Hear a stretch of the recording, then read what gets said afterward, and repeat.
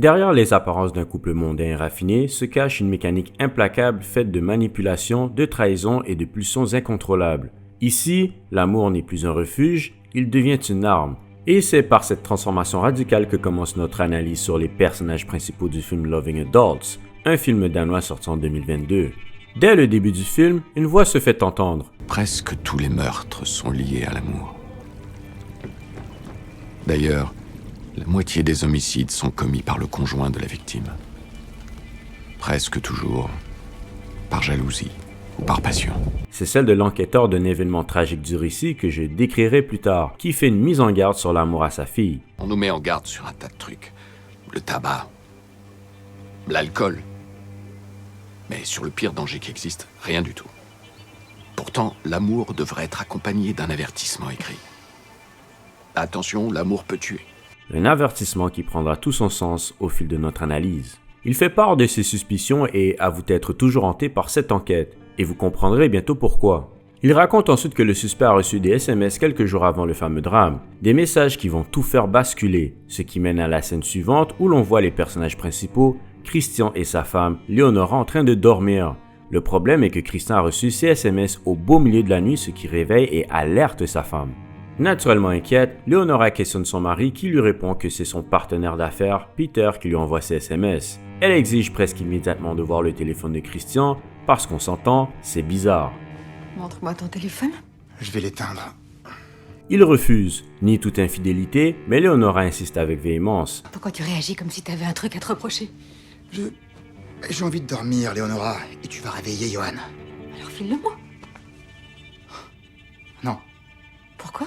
parce que c'est une question de principe, et aussi parce que on s'est toujours dit qu'on devait se faire confiance tous les deux. Oui, mais là je te fais pas confiance. La dispute éclate, culminant lorsque Christian lance son téléphone contre le mur, l'endommageant presque complètement. Cette scène met de l'avant un rapport de force qui commence à s'exercer au sein de ce couple, dans lequel Leonora n'hésite pas à s'imposer en faisant part de ce qu'elle ressent sans filtre, et Christian qui tente à tout prix de se défiler. Un véritable prélude à ce qui va suivre. Le lendemain matin, des excuses hypocrites sont échangées entre les deux partenaires. Leonora cherche à reprendre le contrôle de la situation en proposant de faire réparer le téléphone de son mari. Christian, lui, se contente de présenter des excuses uniquement pour éviter que la dispute ne s'envenime.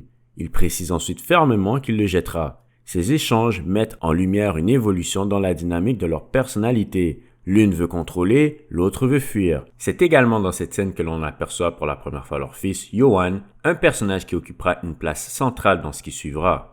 Christian se rend au travail pour trouver son partenaire d'affaires, Peter, qui l'avertit qu'un contrôle fiscal de leur compagnie va se faire bientôt. Si vous n'avez pas vu le film, comprenez bien que ce détail sera crucial dans mon analyse.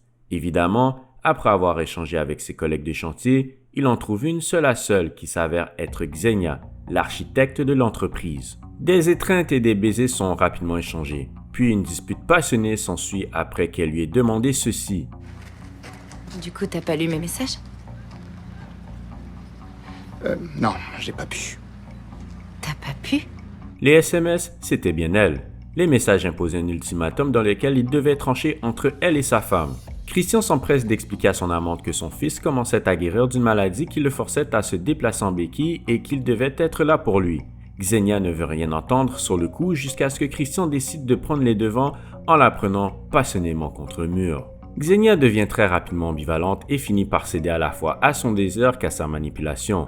Cette scène en révèle beaucoup sur les deux personnages. Christian dévoile une capacité à manipuler émotionnellement sa nouvelle compagne, tout en évitant habilement le véritable enjeu de leur échange.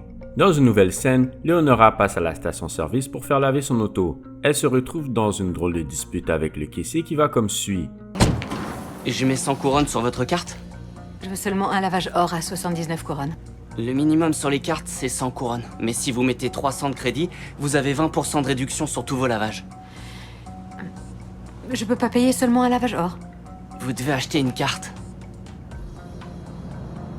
Donc un lavage or ne revient pas à 79 couronnes, mais à 100. Mais votre carte, vous la gardez.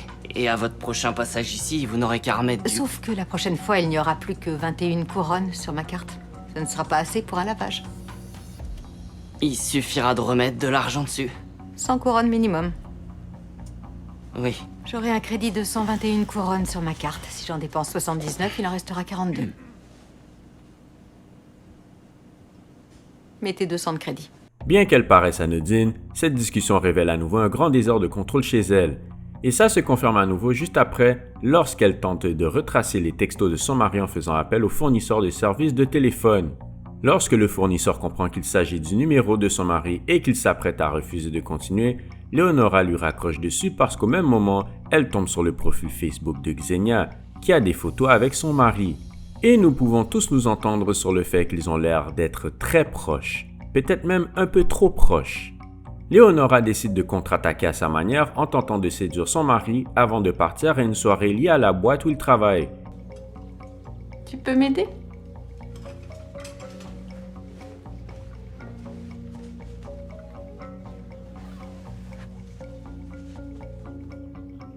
Voilà. Elle échoue lamentablement. Christian utilise même à nouveau son partenaire d'affaires Peter comme bouc émissaire. Je dois aller prendre une douche avant de repartir. J'ai promis à Peter que j'arriverai tôt. Et tu sais comment il est?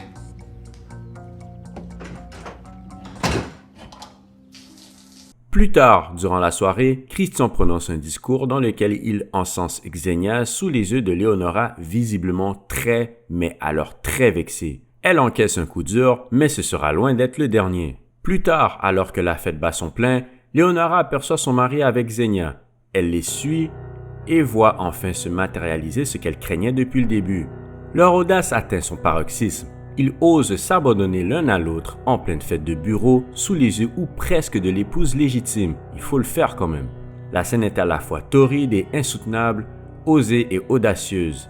Les cœurs des amants battent la chamade, tandis que celui de Leonora se lève à en donner la nausée. Xenia pousse l'affront en regardant la femme de Christian droit dans les yeux pendant que celui-ci continue de l'étreindre très intimement.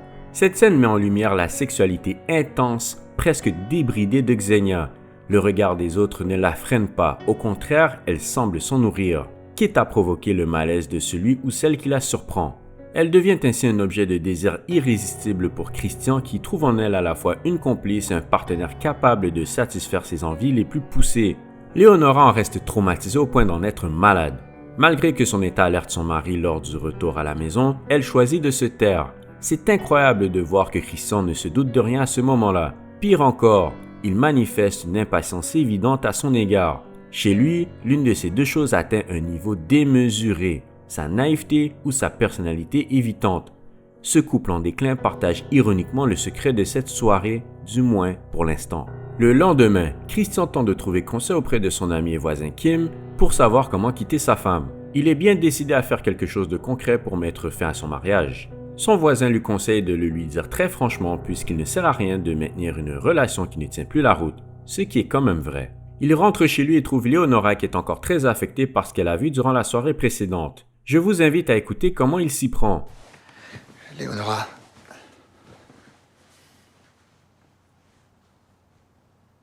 Je pense que j'ai besoin de temps pour faire le point, pour réfléchir. J'ai eu beaucoup de choses à porter ces dernières années. Je me suis un peu perdu de vue. Tu vois ce que je veux dire? Mesdames et messieurs, nous sommes d'accord sur le fait qu'il tente de mettre fin à la relation de la façon la plus débile qu'on puisse imaginer. Il ment par omission en taisant sa liaison avec Xenia, s'abrite derrière des grandes excuses creuses et pousse même l'indécence jusqu'à rejeter une partie du blâme sur sa propre femme. Toi aussi, tu as dit que tu avais certaines frustrations et qu'on n'avait pas assez de temps pour nous. Disons-le franchement, l'évitement dans toute sa splendeur. Pire encore, il utilise aussi son fils Johan comme bouc émissaire pour mieux s'en sortir.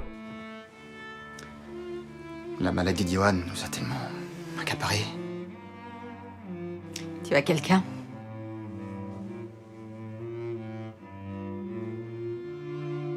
La question n'est pas là. Je te parle de nous. Imaginez-vous à la place de Leonora qui a bien vu ce qui s'est passé la veille. Imaginez maintenant une bouilloire sur le point d'exploser. Ça donne ceci. Je ne me vois plus continuer de cette façon. Donc tu n'as personne? Christian, toujours aussi peureux, répond. Non. Même au pied du mur, il continue de mentir. Leonora lui sort immédiatement après. Je t'ai vu hier, à la soirée. Je suis allée dans le bureau de Peter. J'ai vu comment tu... Elle m'a regardé droit dans les yeux. Non mais qui fait un truc pareil? Et franchement, elle a raison. Maintenant, vous vous souvenez que j'ai mentionné le contrôle fiscal dont Peter lui a parlé? Eh bien, elle remet en pleine face le fait qu'elle ait été complice de fraude fiscale avec lui pour sauver leur fils qui devait être soigné aux États-Unis pour lui sauver la vie. J'en ai parlé avec notre avocat aujourd'hui et ça peut me faire plonger aussi. À moins que j'aille voir les flics dès maintenant et que je te dénonce. Leonora pète une durite et lui rappelle tout ce qu'elle a sacrifié pour leur fils.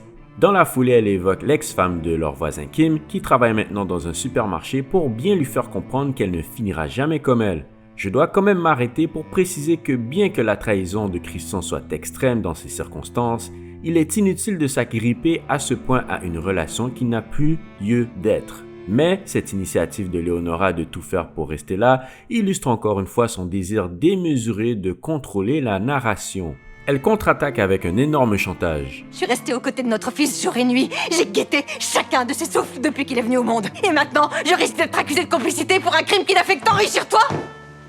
En disant ça, elle exerce un rapport de force énorme par vengeance contre son mari.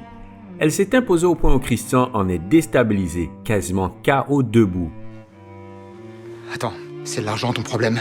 Parce que si c'est ça, on peut trouver une solution. Non, c'est pas une question d'argent. Ce que je digère pas, c'est que nous deux, on avait conclu un accord. On avait fait un pacte. Toi, Johan et moi, on était ensemble. L'un comme l'autre, on a accepté de renoncer à certaines choses. On a renoncé, entre autres, à la possibilité de quitter l'autre.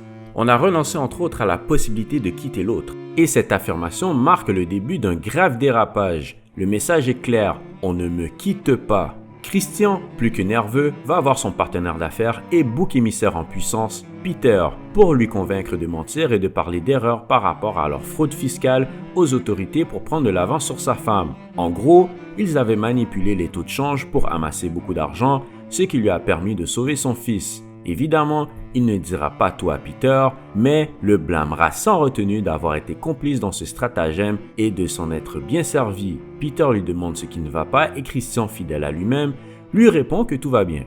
Juste après, Xenia l'interpelle sur le chantier pour savoir où il en est avec sa femme. Christian lui répond ceci. J'ai tout dit à Leonora. C'est fait. Alors il n'y a plus que nous deux. Exactement. Il embellit fortement sa part de la discussion qu'il a eue avec Leonora pour la satisfaire et prend soin de mentir. Encore une fois par omission, en ne mentionnant pas les problèmes potentiels auxquels il pourrait faire face. La manipulation et la lâcheté sont des traits plus que forts chez ce personnage. Xenia, très contente, lui propose de le présenter à sa mère. Christian consulte Kim à nouveau qui lui conseille de trouver d'anciens amis à sa femme pour la soutenir. Ce qu'il décide de faire. De l'autre côté, Leonora se morfond et déprime en se remémorant la scène intime entre son mari et sa maîtresse. Puis, la colère, la curiosité et la détermination s'emparent d'elle et elle décide de suivre son mari qui est allé voir son ancienne amie Cassandra qu'elle n'a pas vue depuis plus de 15 ans. Cette enquête prend une tournure surprenante quand Cassandra révèle la possibilité qu'elle ait tué son ex-petit ami, Mike, selon des rumeurs. Elle fait aussi part des avantages et des désavantages du divorce en révélant ceci. On m'a donné un bon conseil quand j'étais sur le point de divorcer. Il faut voir le divorce comme une espèce de compromis. Maison, argent, enfants.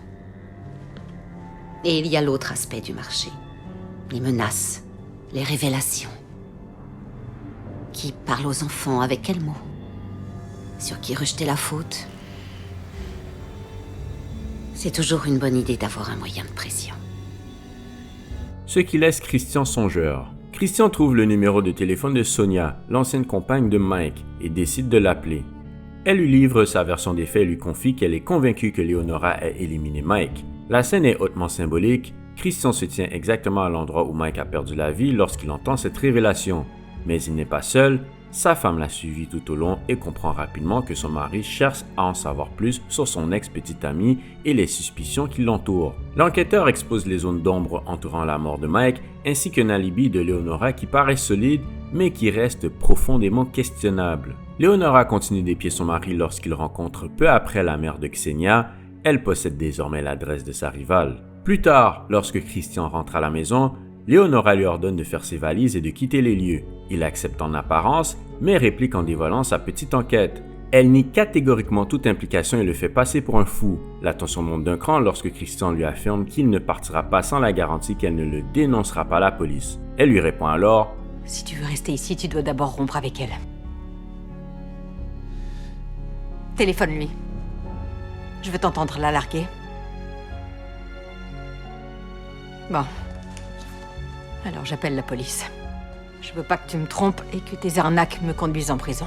Arrête, s'il te plaît. Allez, je t'en prie. Une chose est sûre, la dynamique entre eux se transforme. La victime trahie et rejetée devient peu à peu le prédateur, tandis que le mari déchu et menteur se retrouve en position de proie. Devant l'hésitation de son mari, Leonora prend le téléphone et lui dit clairement qu'elle va appeler la police. À ce moment précis, on sent bien qu'elle n'est plus triste. Elle a repris le contrôle de ses émotions avec une pointe de colère. De quoi s'inquiéter? En gros, elle s'impose, elle s'en fout, elle prend le dessus, fuck le reste, quitte à ce qu'elle impose un ultimatum complètement déraisonnable en prétextant le fait qu'il ait oublié sa famille. Pour Christian, il n'y a plus d'issue, soit il la quitte, soit elle finit en prison. De quoi l'affoler puisqu'il ne sait plus quoi faire à part lui supplier de ne pas lui imposer ce choix. Il cède sous la pression et finit par appeler Xenia et Leonora prend bien soin de peser sur l'interphone de son portable pour tout entendre. Il hésite et se désiste alors que Xenia est sur la ligne. Vous savez, Christian a fait preuve de beaucoup de lâcheté jusqu'à maintenant. Pourtant, l'une des rares fois qu'il a décidé d'être honnête est la fois où il aurait vraiment dû s'abstenir parce qu'il lui dit ceci. Je sais que c'est pas juste pour toi. Mais je l'aime. C'est la première fois que j'aime quelqu'un à ce point-là. Dégage. Dehors. Je veux pas. Fous le camp. Calme-toi. Tu calmes Léonora. Fous le camp tout de suite. Et oui, il a dit ça à sa femme, celle-là même qui est déjà enragée contre lui, celle-là même qui est la mère de leur enfant, Christian. Évidemment, Leonora explose de colère, le pousse violemment vers la sortie de la maison, mais Christian lui demande de penser à Johan. Leonora lui répond ceci. Il donnerait n'importe quoi pour toi. N'importe quoi. Mais à ton avis, de quel côté il se rangera quand il apprendra ça? À ce moment précis, l'avantage que Leonora a pris sur son mari atteint sa limite. Une colère visible commence aussi à se lire sur le visage de Christian. C'est l'expression classique d'un homme prêt à en découdre. Leonora, encore enragée, lui crie ceci à la porte. On échange les voitures. À partir de maintenant, c'est ma Mercedes. C'est ma maison. Et c'est mon fils.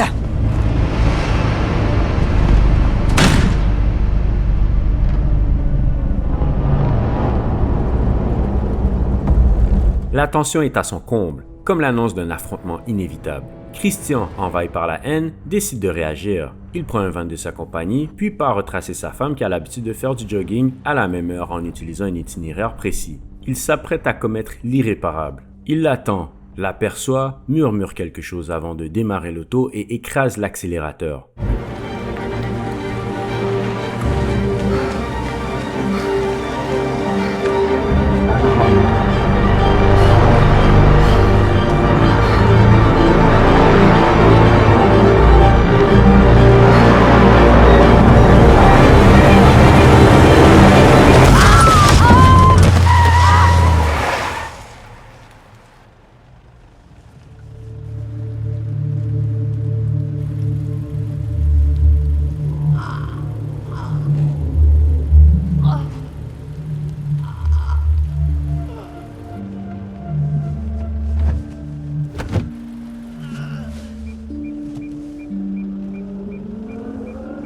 Il s'assure de l'achever consciemment ou inconsciemment alors qu'une vague d'émotions s'empare de lui.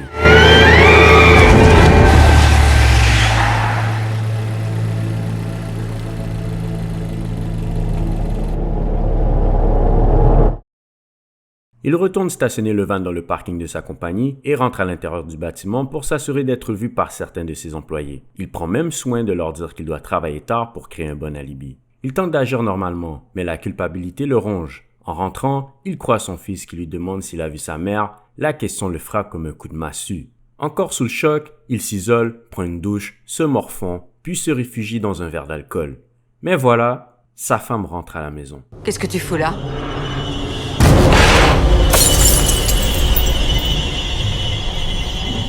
Est-ce une hallucination? Un fantôme? Aurait-il vraiment commis l'irréparable? Christian reste figé, presque léthargique. Pourtant, ses vêtements sont les mêmes. Devant lui, l'impensable prend forme. Leonora est bel et bien vivante. Elle lui explique qu'elle a changé son itinéraire, un détail qui fait immédiatement sourciller Christian. Pourtant, des gyrophares illuminent la forêt, il a bel et bien commis l'irréparable. Leonora, toujours pas au courant de ce qui se passe, tente de séduire son mari en étant persuadée qu'il a changé d'idée. Elle s'y prend très rapidement malgré l'énorme dispute que sa liaison a causée tout juste quelques heures plus tôt. Ce qui est troublant, c'est qu'elle y croit vraiment. Clairement, elle cherche à rétablir son emprise sur un homme qui ne veut plus faire partie de sa vie, un homme qui vient de lui admettre qu'il n'a jamais autant aimé une femme de sa vie en parlant de sa maîtresse. À ce stade, sa volonté de contrôle et de se faire désirer par cet homme frôle la folie. Dans la scène suivante, leur voisin Kim vient leur apprendre la nouvelle de la femme qui a été happée par une auto. Christian s'arrange pour partir en douce, tandis que sa femme part observer la scène de crime. Inconsciemment, un doute commence à s'installer dans sa tête. Plus tard, l'enquêteur arrive avec son collègue, ils interrogent le couple. Est-ce que vous étiez chez vous avant-hier autour de 22h? Avant-hier? C'est pas le soir où t'es rentré tard? Je crois que Johan a dit que... Ah oui, c'est vrai. J'avais beaucoup de travail, je suis resté tard au bureau. Jusqu'à quelle heure? Je dirais vers quelle heure il était. Aucune idée. Oui, la porte était ouverte. Peter! Alors, où il est, mon filleul? Il est dehors. Johan, viens voir qui est là. Salut, mon grand. Salut. Félicitations. Donc vous n'avez rien vu? Non, Et rien entendu? Ça y est, t'as ta caisse. non, je regrette. Le comportement de Christian ne trompe absolument pas les policiers. Il est crispé et mal à l'aise. Il voit bien qu'il cache quelque chose.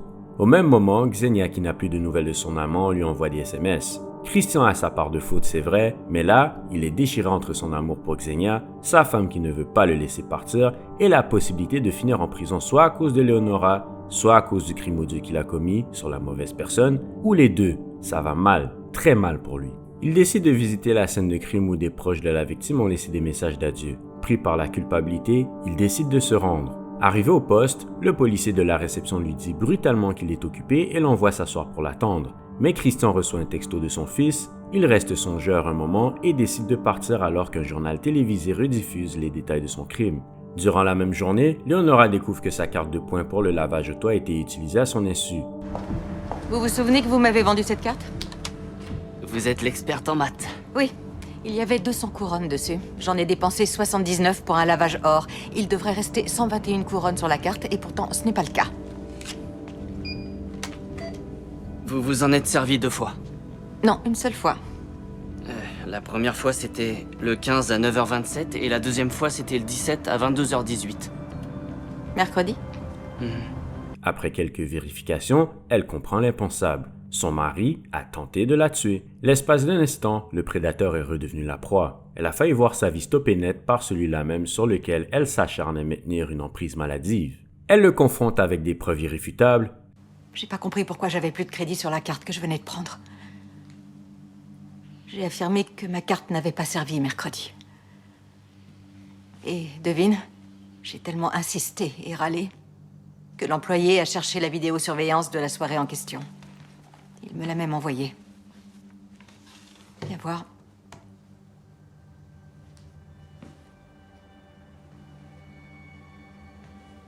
Le van qu'il a lui-même conduit, filmé au lave-auto le soir du crime.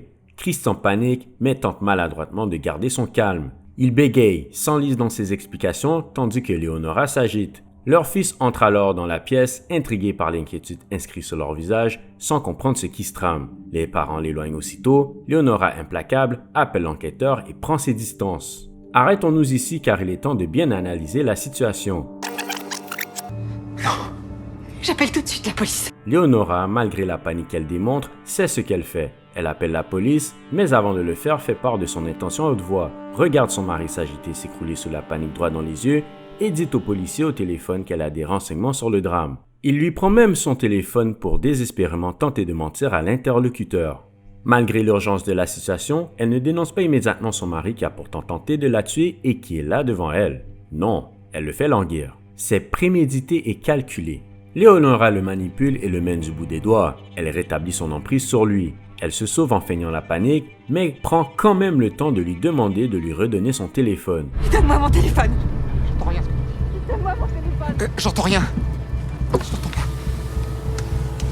Vous verrez rapidement qu'elle en aura besoin plus tard. On voit même la voiture de l'enquêteur arriver alors qu'elle pèse à fond sur l'accélérateur dans le sens opposé. sans s'arrêter pour lui demander de l'aide. Christian, encore sous la panique, tente de garder son calme à l'arrivée des enquêteurs. Abattu, il dit à son fils médusé par l'ambiance qu'il l'aime. Clairement, il anticipe le pire, la suspicion des enquêteurs s'amplifie en raison de ses affirmations évasives et de son langage corporel. Vous permettez qu'on entre? On peut rester dehors. Mon fils est là, je préférerais le préserver. Vous dites avoir vu des plaques d'immatriculation étrangères? La camionnette. Ouais, enfin, je l'ai... J'ai vu les plaques du coin de l'œil. Avec tous les cambriolages qu'il y a eu dans le coin, je fais attention aux véhicules étrangers. Mais ils n'ont pas de preuves contre lui. Étrangement, sa personnalité évitante lui évite la prison à ce moment-là. En même temps, Leonora rend sa manipulation évidente en ordonnant son mari de la rejoindre dans un resto à 21h via texto juste après l'intervention des enquêteurs. Le téléphone, c'était pour ça. Comme prévu, il la rejoint. Leonora est visiblement préparée et la première chose qu'elle lui dit est ceci. Tu comprends pourquoi je t'ai dit de me retrouver ici? J'ai beaucoup réfléchi ces dernières heures. J'ai essayé de sous-peser et de jauger tes crimes sur... Comment on dit déjà? Sur la balance de la justice. Je suis convaincue que les 3 enfants que tu as privés de leur mère méritent que tu passes le reste de tes jours en prison. Oui. Leonora poursuit en lui disant qu'elle sera toujours en danger à ses côtés. Mais il reste un gros problème. Ma vie sera toujours en danger. Arrêtons-nous ici, car cette phrase est déterminante pour la suite. Elle exploite sans pitié le sentiment de culpabilité de son mari pour resserrer une fois pour toutes son emprise sur lui. À partir de cet instant, elle s'approprie chaque aspect de sa vie. Christian, lui, ne s'en rend même pas compte. Mis à nu devant elle, il est trop occupé à bégayer et à se justifier. Maladroit comme toujours, il la regarde, mais au fond, il ne voit rien. Voici ce qu'il faut retenir sur ces 2 personnages pour bien les comprendre. Leonora était violoniste, un art qui exige une discipline de fer et un contrôle de soi rigoureux. On peut en déduire qu'elle a probablement grandi dans un environnement strict, ce qui explique en partie son caractère extrêmement manipulateur et contrôlant. Elle n'hésite jamais à exercer son emprise sur tout ce qui l'entoure, le rapport de force doit toujours pencher en sa faveur. Tout doit se dérouler selon ses désirs, que ce soit dans son mariage, la gestion de son enfant ou même le simple lavage de sa voiture. Quitter Leonora, impensable. C'est elle qui doit avoir le dernier mot, qui décide de l'issue de chaque relation, qu'elle soit amoureuse ou amicale. Son ancienne amie Cassandra l'a d'ailleurs exprimé à sa manière lorsqu'elle a parlé à Christian. Leonora est une femme froide, rigide et calculatrice, capable d'évaluer ses actions sur le moyen et long terme avec une précision redoutable.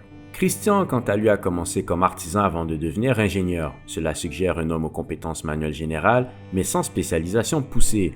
L'environnement dans lequel il a évolué semble nettement plus permissif et flexible que celui de Leonora. Malgré son ambition et son dévouement envers son enfant, Christian présente une personnalité évitante. Il n'hésite pas à commettre des méfaits quand cela sert ses intérêts, mais tente à fuir ses responsabilités ou à mentir dès que les choses se compliquent. Ses mensonges répétés à sa femme, les promesses sans cesse différées à Xenia, la pression qu'il exerce sur Peter pour faire passer leur fraude fiscale pour une simple erreur, conséquence du chantage de Leonora, et son refus d'assumer les conséquences de son homicide en sont autant d'épreuves. Christian est un homme émotionnel, impulsif, qui agit souvent pour satisfaire ses besoins immédiats. Il pense malheureusement à court terme. Au fond, ce couple devenu rival partage une vérité troublante. Ils sont tous les 2 capables du pire. C'est précisément cette noirceur commune qui, paradoxalement, finira par les unir, tels 2 esprits divergents convergeant vers un même but. Vous verrez bientôt comment. Je vous ai dit tout ça pour que vous compreniez mieux ce qui va suivre parce que Leonora, après avoir établi et solidifié son emprise sur Christian, lui demande ceci. Leonora, qu'est-ce que je dois faire? Tu vas lui faire ce que tu voulais me faire à moi. À Xenia. Je serai en danger aussi longtemps que ta maîtresse sera en vie. Parce que je suis une menace pour toi. Pardon, j'ai du mal à comprendre ce que tu me dis. Tu me demandes, tu voudrais que... Elle regarde ensuite avec plaisir et sadisme Christian en train de résister désespérément à sa demande. Elle va jusqu'à avouer le meurtre de son ex-petite amie, convaincue que cela les lie par le partage de leurs sombres secrets. Un regard intense, mêlant satisfaction et fanatisme, trahit la dangerosité de ce personnage. Ultimement, Christian accepte d'éliminer sa bien-aimée à contre-cœur. Le contrôle qu'Eleonora exerce est total. Il s'abandonne pour une deuxième fois à cette personne, non pas parce qu'il l'aime, mais parce qu'il ne l'aime plus. La défaite est sans appel, c'en est pathétique. C'est une relation très complexe, où celle qu'on pourrait voir comme la victime se révèle être le prédateur, tandis que le coupable devient la proie. Et tout en bas de la chaîne alimentaire, il y a leur véritable victime. Tout se confirme au moment où les deux complices se retrouvent sur le balcon d'une chambre d'hôtel de luxe. Christian esquisse un léger mouvement vers la gauche, alors qu'Eleonora surgit à sa droite, un geste qu'on pourrait interpréter comme un signe d'embarras, voire de dégoût. Leonora lui demande s'il est prêt, cette simple question pèse lourd sur la balance du rapport de force, elle scelle une fois de plus la capitulation de Christian, enchaîné à ciel ouvert dans cette prison dorée. Elle lui répète les modalités du plan pour qu'il se débarrasse de sa rivale, Christian acquiesce, puis s'exécute le moment venu.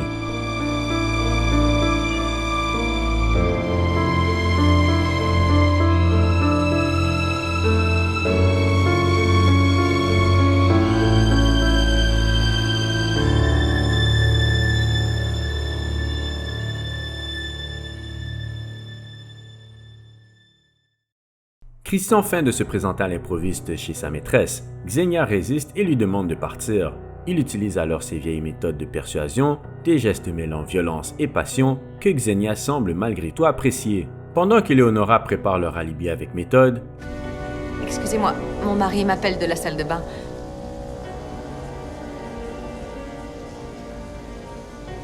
Il a changé d'avis, il préférerait prendre le gazpacho en entrée.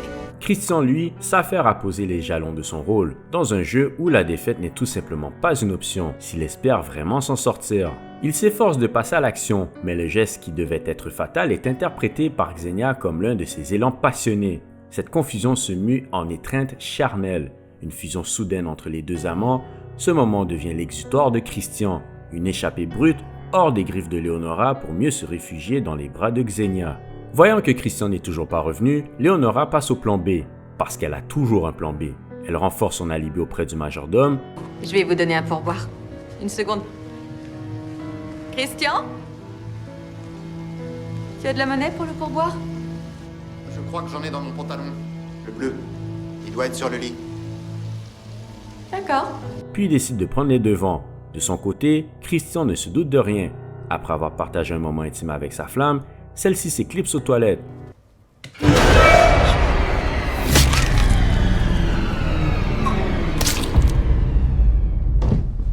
Quelques minutes plus tard, un bruit l'interpelle, il part vérifier et avec stupeur et désarroi, découvre Leonora. Son visage et ses vêtements sont partiellement teintés de rouge.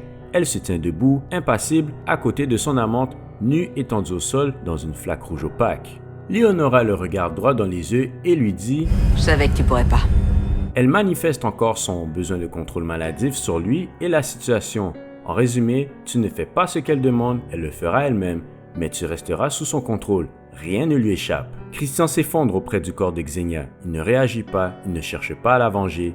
Il y a déjà beaucoup trop d'enjeux. La boucle est pratiquement bouclée pour Leonora. Tandis que Christian se morfond, Leonora poursuit ses activités comme si de rien n'était. L'enquêteur découvre la disparition de Xenia grâce à un mandat. Il apprend que Christian a été le dernier à lui envoyer un message, un SMS où il affirmait vouloir rompre pour se consacrer à sa famille.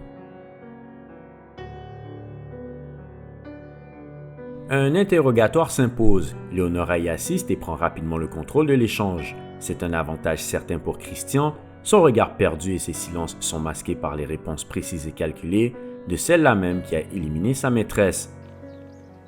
On avait une liaison. Pendant combien de temps exactement? Un peu plus d'1 an.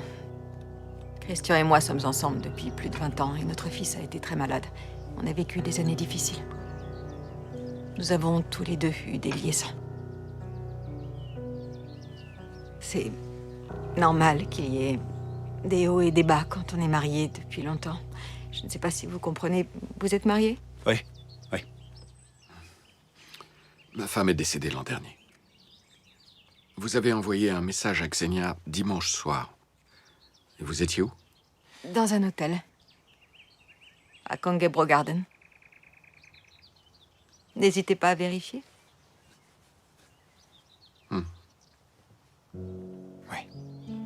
Leur dynamique de couple, hiérarchisée et toxique, ne semble pas près de s'effriter. Les policiers commettent alors leur première grande erreur, ils orientent leurs soupçons uniquement vers Christian. Ce biais offre à Eleonora un écran supplémentaire. À ce stade de l'enquête, aucune preuve matérielle ne les relie directement au crime. Une grande battue est organisée près du lac Forestier. Au même moment, Christian et Eleonora assistent à une fête de la Saint-Jean avec des voisins, dont Kim. Oui, comme au Québec, les Danois célèbrent aussi la Saint-Jean, une tradition où se mêlent rites païens et chrétiens, dans une célébration de solstice d'été autour d'un immense feu de joie monté en grande bûche avec des branches bien sèches. Christian semble tendu. Eleonora lui fait discrètement signe, il doit allumer le feu rapidement. Sur l'autre rive, les chiens renifleurs marquent un point. Quelque chose attire leur attention. Pressé d'éviter toute découverte, Christian insiste auprès de Kim pour allumer le feu sans tarder, sous prétexte qu'un orage approche. Devant la lenteur de son ami, il prend l'initiative, il déplace un canoë vers le monticule de bois, flottant au centre du lac.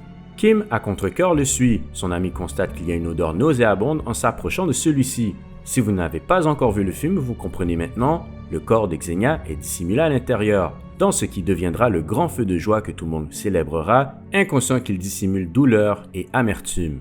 Christian retourne sur la rive et à travers ses jumelles, observe le feu de joie. Il y distingue pour la dernière fois la femme qu'il a aimée, dévorée par les flammes, qui remplace cruellement celle qu'il ressentait autrefois pour elle. Lors de son entretien avec sa fille, ce même enquêteur explique « Lorsqu'un corps est consumé par les flammes, seuls les os subsistent, et il est très facile de s'en débarrasser puisqu'ils deviennent légers. » Les complices vendent leur maison et Christian se débarrasse des os dans un lac éloigné.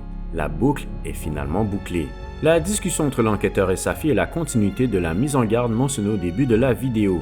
Sa fille se marie aujourd'hui et il lui glisse cette phrase. Ce que je dis, moi, c'est que l'amour est bien plus dangereux qu'on ne le raconte, et quand tu auras passé cette porte, tout peut arriver. Tu es prête?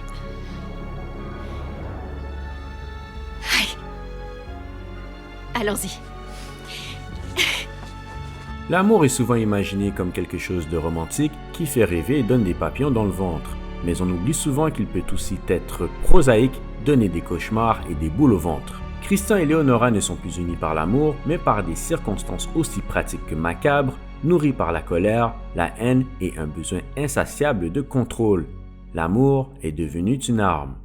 Je ferai d'autres vidéos du même genre, mais aussi sur des personnages publics connus et même sur des sujets beaucoup plus insolites. Si vous avez apprécié cette analyse, n'hésitez pas à suivre ma chaîne.